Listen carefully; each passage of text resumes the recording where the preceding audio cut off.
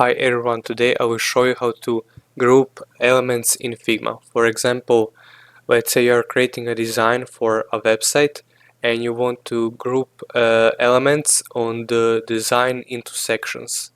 For example, here I have a hero section, here I have services section, here I have offers section, and so on.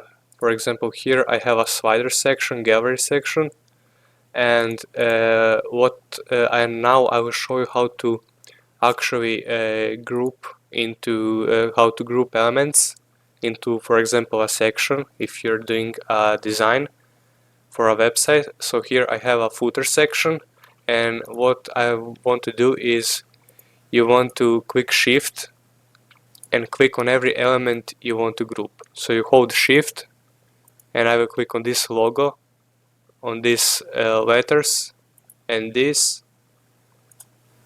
map, and this and this, and also I will click on a background. And now you click right click on a mouse and you click here group section, Ctrl plus G, and that's it. Now I can name this to footer section, and that's how you group elements in Figma.